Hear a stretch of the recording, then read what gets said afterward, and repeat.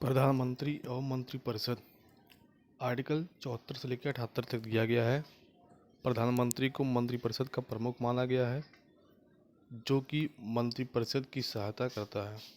भारत के प्रधानमंत्री निम्नलिखित के अध्यक्ष होते हैं। पहला नीति आयोग के अध्यक्ष होते हैं, दूसरा अंतर्राज्यीय परिषद के अध्यक्ष होते हैं, तीसरा राष्ट्रीय आपदा प्रबंधन प्राधिकरण के अध्यक्ष होते हैं। प्रधानमंत्री को सरकार का वास्तविक प्रमुख माना जाता है।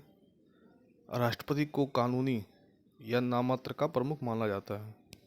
आर्टिकल 74 प्रधानमंत्री परिषद राष्ट्रपति की सहायता और सलाह देगी। 74 का एक राष्ट्रपति को सहायता और सलाह देने के लिए एक मंत्रिपरिषद होगी, जिसका प्रमुख प्रधानमंत्री होगा और राष्ट्रपति मंत्रिपरिषद की सलाह के अनुसार कार्य करेगा। 42वें संविधान संशोधन ने सलाह को राष्ट्रपति के लिए बाध्यकारी बना दिया था और 44वां संविधान संशोधन द्वारा राष्ट्रपति मंत्रिपरिषद से सलाह पर पुनर्विचार करने का अनुरोध कर सकता है। हालांकि पुनर्विचार के बाद राष्ट्रपति को अंततः दी गई सलाह के अनुसार कार्य करना होगा। 74 का 2 यह प्रश्न कि क्या मंत्रियों ने राष्ट्रपति को कोई सलाह दी थी और यदि दी थी तो क्या दी थी, कोई न्यायालय द्वारा पूछा नहीं जाएगा। 44वें संविधान संशोधन 1978 ने पहली बार औपचारिक रूप से संविधान में कैबिनेट शब्द का उल्लेख किया गया, विशेष रूप से राष्ट्रपति 352(3) में, जिसमें कहा गया है कि आपातकाल कैबिनेट की लिखित सिफारिश पर आधारित होना चाहिए। आर्टिकल 75 मंत्रियों के संबंध में अन्य प्रावधान। 75 का 1 प्रधानमंत्री की नियुक्ति राष्ट्रपति द्वारा की जाएगी और अन्य मंत्रियों की नियुक्ति राष्ट्रपति द्वारा प्रधानमंत्री की सलाह पर की जाएगी। यह 91वां संविधान संशोधन 2003 द्वारा जोड़ा गया था। अब आर्टिकल 75 का 1 का ए प्रधानमंत्री सहित मंत्रियों की कुल संख्या लोकसभा की कुल सदस्य संख्या क्या 15% से अधिक नहीं होगी। आर्टिकल 75 का 1 का बी यदि कोई सदस्य दलबदल के आधार पर अयोग्य घोषित कर दिया जाता है तो वह मंत्री नहीं बन सकता। आर्टिकल 75 का 2 मंत्री राष्ट्रपति की इच्छा तक पद पर बने रहते हैं। आर्टिकल 75 का 3 मंत्रिपरिषद सामूहिक रूप से लोकसभा के प्रति उत्तरदायी होता है। आर्टिकल 75 का 4 पदभार ग्रहण करने से पहले प्रधानमंत्री और मंत्रियों को राष्ट्रपति द्वारा पद और गोपनीयता की शपथ लेनी चाहिए। आर्टिकल 75 का 5 कोई मंत्री जो लगातार 6 महीने तक संसद के किसी भी सदन का सदस्य नहीं है, उस अवधि के अंत में मंत्री नहीं रह सकता। आर्टिकल 75 का 6 मंत्रियों की वेतन और भत्ते संसद द्वारा निर्धारित किए जाते हैं और जब तक संसद इसे निर्धारित नहीं करती तब तक वह दूसरी अनुसूची में निर्दिष्ट के अनुसार होगा। मंत्रियों के प्रकार संविधान में निर्दिष्ट नहीं है। कैबिनेट मंत्री रक्षा, गृह, वित्त, शिक्षा, स्वास्थ्य जैसे महत्वपूर्ण विभाग कैबिनेट की बैठकों में भाग लेते हैं।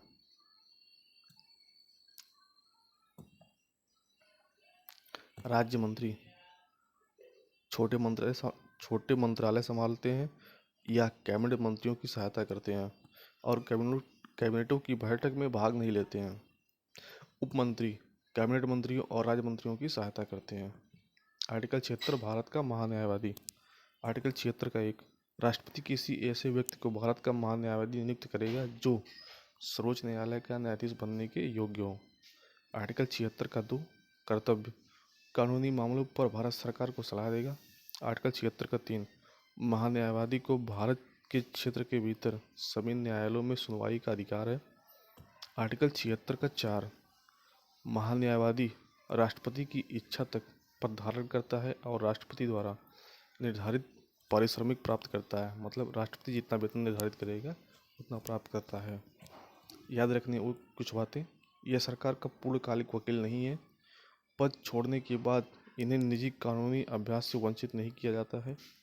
प्रथम न्यायवादी MC तलवाड़ थे, सबसे लंबे समय तक सेवारत थे। वर्तमान महान्यायवादी R वेंकटरमणी थे। यह देश के सर्वोच्च विधि अधिकारी होते हैं। भारत के महान्यायाधिकर्ता सॉलिसिटर जनरल महान्यायवादी की सहायता करते हैं, लेकिन यह एक संवैधानिक पद नहीं है। भारत के वर्तमान सॉलिसिटर जनरल कौन है? तुषार मेहता हैं। राज्य के महाधिवक्ता आर्टिकल 175 यह राज्यपाल द्वारा नियुक्त होते हैं। उच्च न्यायालय का न्यायाधीश बनने के योग्य होना चाहिए। कर्तव्य क्या क्या है? कानूनी मामलों पर राज्य सरकार को सलाह देना, राज्यपाल की इच्छा पर्यंत पद धारण करता है, वह राज्य का सर्वोच्च विधि अधिकारी होता है। मंत्रिपरिषद का विघटन। यदि मंत्रिपरिषद का कोई सदस्य इस्तीफा दे देता है या मर जाता है या हटा दिया जाता है तो वह स्थान रिक्त बनता है।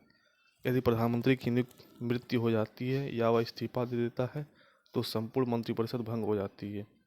उस स्थिति में संपूर्ण मंत्रिपरिषद को इस्तीफा देना पड़ता है और राष्ट्रपति लोकसभा में बहुमत के समर्थन वाले नेता को नया प्रधानमंत्री बनने के लिए आमंत्रित करता है।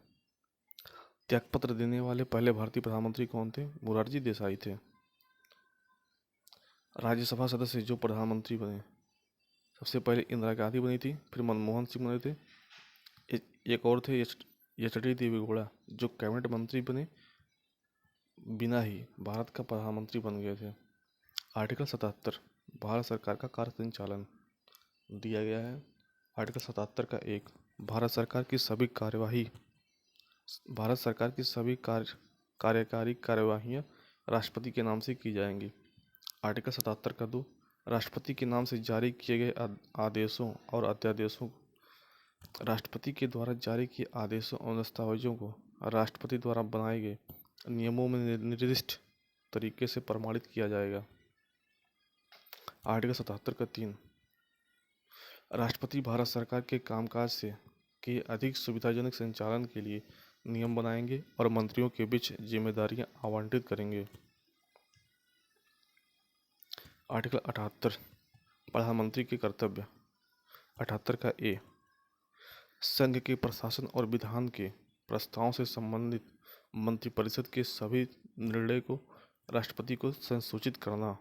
आर्टिकल 78 का बी संघ के प्रशासन और विधान के प्रस्तावों से संबंधित ऐसी जानकारी प्रदान करना जिसे राष्ट्रपति मांगे।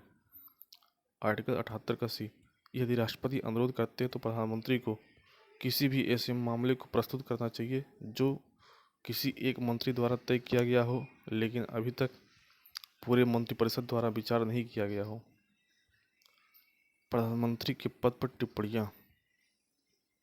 सामूहिक जिम्मेदारी केवल प्रधानमंत्री के माध्यम से ही प्राप्त की जा सकती है। ये किसने कहा था? डॉक्टर बी आर अम्बेडकर ने कहा था।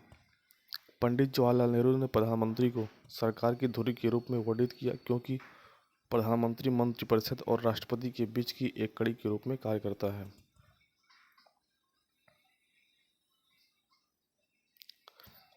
प्रधानमंत्री मंत्रिपरिषद और राष्ट्रपति के सहायक के रूप में कार्य करता है। यह आर्टिकल 78 में दिया गया है। प्रधानमंत्री की शक्तियों एवं कार्यों का सारांश। संसद के सत्रों को बुलाने और खत्म मतलब सत्रावसान करने के बारे में राष्ट्रपति को सलाह देता है। किसी भी समय राष्ट्रपति से लोकसभा को भंग करने की सिफारिश कर सकता है। सदन में सरकारी नीतियों की घोषणा करता है। मंत्री नियुक्तियों के लिए नामों की सिफारिश करता है। मंत्रियों के बीच विभागों का आवंटन और फेरबदल कराता है। किसी मंत्री को इस्तीफा देने या बर्खास्त की सिफारिश के लिए कह सकता है। मंत्रिपरिषद की बैठकों की अध्यक्षता करता है। मंत्रियों की गतिविधियों का मार्गदर्शन, निर्देशन, नियंत्रण और समन्वय करता है। इस्तीफा देकर मंत्रिपरिषद को गिरा सकता है। भारत के कुछ प्रधानमंत्री और उनका कार्यकाल। जवाहरलाल नेहरू सबसे लंबे समय तक प्रधानमंत्री रहने वाले 16 साल 268 दिन। अटल बिहारी वाजपेयी प्रधानमंत्री के रूप में प्रारंभिक 13 दिवसीय कार्यकाल पूरा किया। चौधरी चरण सिंह 170 दिन तक कार्यकाल पूरा किया। चंद्रशेखर 7 महीने।